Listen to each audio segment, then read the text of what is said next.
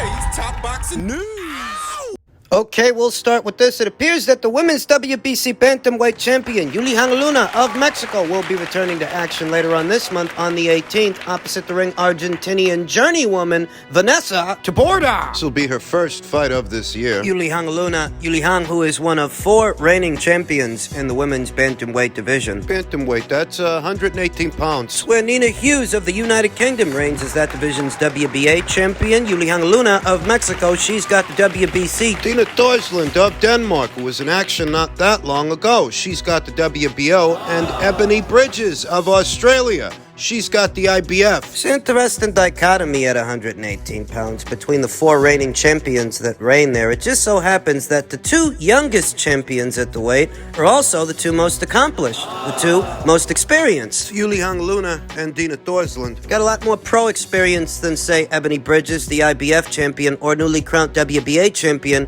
Nina Hughes. They've been around the game longer, banked more rounds within it. Yuli Luna, later on this month, she'll be returning to action against Argentinian journeywoman Vanessa Taborda, who sports a professional record of 11 wins, 14 losses, 3 draws with 1 knockout, having only ever been knocked out once. Just once in 30 professional contests, 30 professional bouts. Given who Vanessa has shared the ring with over the years, that's actually impressive. She's only been knocked out once, yeah. And shared the ring with the likes of Leonela Paula Yudica, Bobby Juarez, Jessica Chavez, Daniela Bermudez, Evelyn Bermudez, both the Fighting Bermudez sisters, Jessica Tuti Bo. She's only ever been stopped once, just once, opposite the ring, Mexico's own Zulina Munoz, many years ago in 2016. It's impressive. She may not have the highest ceiling, but if nothing else, she's durable. That's what her track record shows. She's a stubborn customer. She'll be opposite the ring Yuli Luna very soon, and what for Yuli looks like a keep busy fight, a takeover fight. Yuli Luna, who sports a professional record of 24 wins with 3 losses, 1 draw, 4 knockouts. Having never been knocked out in 28 professional contests, 28 professional bouts. Nice and steady schedule of activity for Yuli Luna the last couple of years. She fought 2 times in 2020, 2 times in 2021, and 2 times last year. Opposite the ring, Mayeli Flores earlier last year, then unbeaten Mayeli Flores, who's a high-risk, low-reward opponent. A tough, stubborn customer, a pressure fighter, a hard puncher. Yuli won a points decision against Mayeli Flores. Later on in the year, won a points decision against her old buddy, Jessica Gonzalez. Effectively avenging the loss that she suffered to Jessica Gonzalez many years ago in 2014, back when Yuli was a much, much younger fighter. Much younger, much less experienced. Far less than she is here today. Here today. In a few weeks' time, she will be sharing the ring with Vanessa Taborda. Listen, it's a keep busy fight. It's a takeover fight. It's not a high-profile fight. I'm starting to get the sense that Yuli Luna... It's good that she's fighting. It's good that she's keeping busy and keeping a regular schedule of activity. But when exactly can we expect to see Yuli Luna unify titles with some of the other champions at this weight? This is a densely populated division, you understand. There are a lot of good fighters campaigning at or around this weight. There happen to be 4 champions reigning within it. Surely... I have a high opinion of Yuli Luna's boxing. And surely at some point they can find someone better for Yuli Luna to fight. Talents are going to waste on girls like this. You know, the Mayeli Flores fight, that was actually a solid fight with a solid fighter. And I more or less understood why she fought Jessica Gonzalez for a second time. I did. It was in order to avenge the loss she suffered to her years ago. But here today, I get it. I don't think it's wrong for me to say that I'd like to see Yuli Luna fight someone better than Vanessa Taborda. I don't think that's unfair. I don't think that's asking a lot. Yuli Luna is more accomplished than Nina Hughes, than Ebony Bridges. Got a lot more pro experience than they do. So hard to get excited seeing a champion with this level of experience opposite the ring of Vanessa Taborda. I'm just being honest. You know, Tina Torsland of Denmark, WBO champion. She just had a fight a little over a week ago. Yuli Luna takes care of business opposite the ring. Vanessa, what say we put Yuli and Dina in the same ring and see what happens? Because in all likelihood, Yuli Luna is going to beat Vanessa Taborda. Just feel like it's time for Yuli to step it up. In other news, word around the campfire seems to be that last weekend's Jake Paul versus Tommy Fury box office fight brought in approximately 775,000 pay-per-view buys. It's very impressive. In this day and age, in this landscape, when piracy is at an all-time high and there is waning interest in the sport, particularly when it comes to pay-per-views, box office fight, putting up a number like this, especially these two guys. It's very impressive. Neither one of them comes from some deep amateur background. You know, they're not highly touted blue chip prospects or medalists in the Olympics. Neither one of them. Neither Jake or Tommy. And somehow a fight between them, a fight between two novices with less than 10 professional fights and virtually no deep amateur background. Somehow a fight between them can put up a number like this. The only way to explain it, Promotion. the only way to wrap your mind around it is promotion. Jake Paul did a very good job of promoting this thing and promoting himself. And I say Jake Paul. I say Jake Paul more than Tommy Fury because Tommy Fury by himself, just him by himself, off his name alone. Would he have gotten a $7 million payday off his own ability in the absence of a Jake Paul? Off his name alone, without Jake, and the lane that Jake created. Just looking at Tommy Fury as a boxer by himself, without the Jake Paul stuff and the kind of ceiling that he's got as a boxer, do you think climbing up the professional ranks Without a Jake Paul, without a social media influencer, do you think Tommy Fury, off his name, his game, and his ability alone, climbing up the pro ranks, do you think he would have worked himself up to a $7 million price to where he gets out there and he makes that for a single fight? No, I think they would have gotten to him beforehand. I don't think he would have made it that far. And Tommy Fury, I don't see a guy who can win an area title, a British Commonwealth title, an EBU title, much less a world title like his big brother's got. Tommy's not a very good boxer. Maybe he's a little better than a social media influencer. Maybe he's a little better, marginally better than a social media guy. But without that social media influencer, Tommy Fury ain't got the skills, the talent,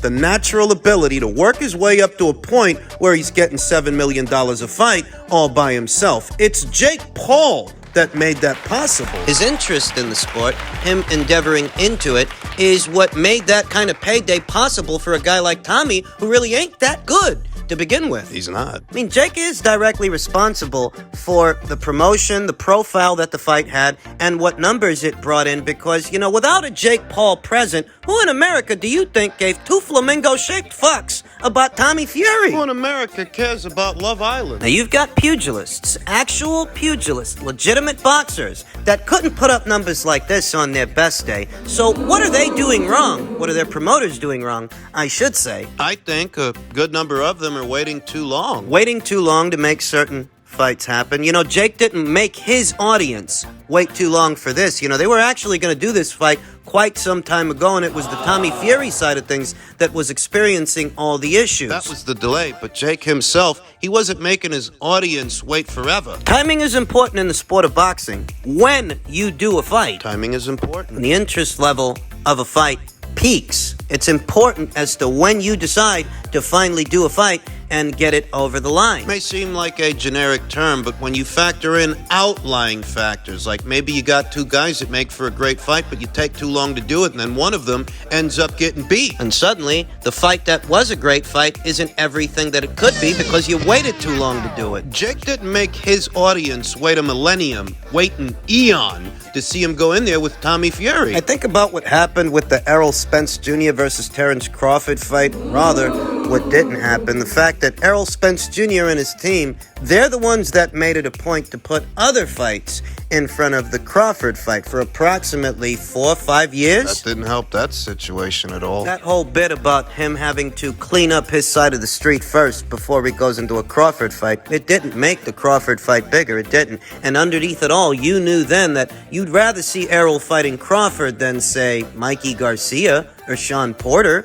or Yordenis Ugas. It didn't make the fight bigger. At the beginning of last year, when Tim Smith said, in plain English, Tim Smith, the VP of Communications at the PBC, when he said in his own words, he didn't think the fight would sell, he didn't think the fight would be commercially successful, just thought people would steal it. Well, if that's how you feel, then it's safe to say that the fight didn't get bigger over time. It's not far-fetched to say that if that's the situation, it's your fault because you're the ones that made people wait for it. Whereas Jake's been trying to make the fight with Tommy Fury for a long time. He didn't make his audience wait a millennium in order to do it. You have to strike while the iron is hot.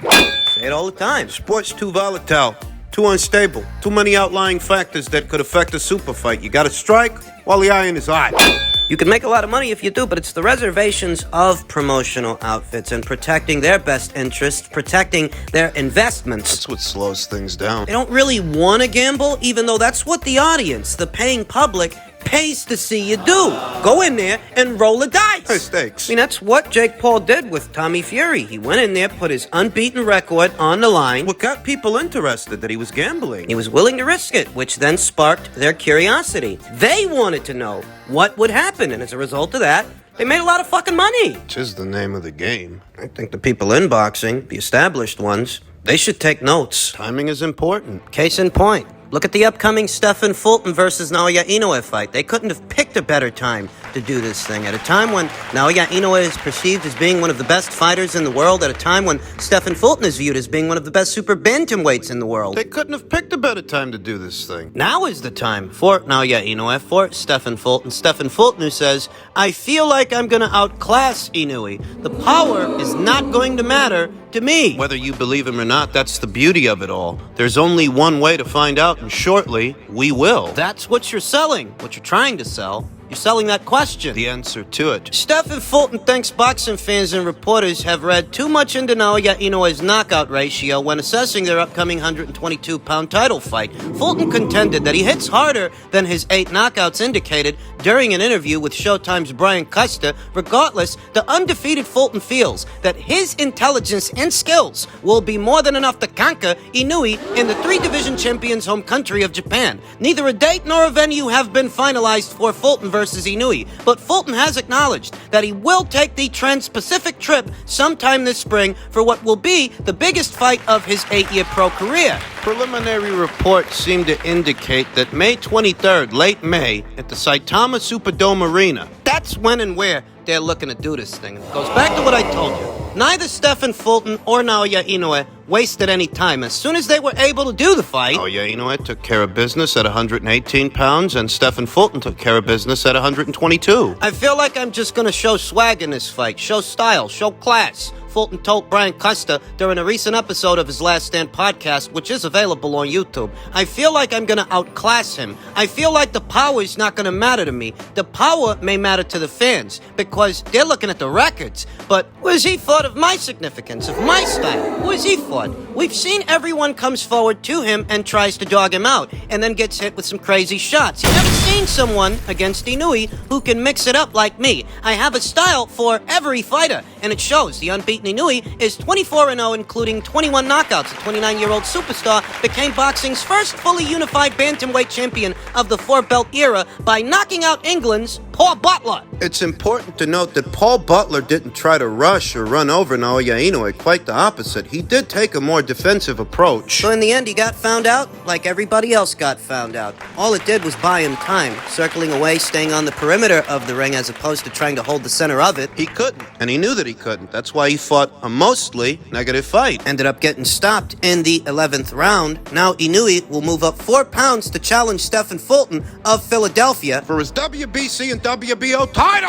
28-year-old Fulton, meanwhile, has knocked out only 38% of his pro opponents, sporting a professional record of 21 wins with no losses and 8 knockouts. Each of Fulton's past 4 fights have gone the 12-round distance, including a majority decision victory over Brendan Figueroa in what was one of boxing's best action fights in the year of 2021. Power don't just win fights, Fulton said. I'm smart. How you think I got here? My skills, my mindset, my speed, my slickness, and guess what? What? Everybody says I don't got power until they get in there. And these guys is not fighting everybody how they used to fight these guys. So I feel like you can't speak on power when everyone wears them 8-ounce gloves. Everyone has power. You feel every punch. The number of question marks hovering over both fighters is what makes this an intriguing fight. When it comes to Inoue, will the power he's exhibited so far in 3 divisions carry over to a 4th? Is Stephen Fulton too defensively responsible, too tricky? Too durable, too big. Too big for Naoya Inoue, lest we forget.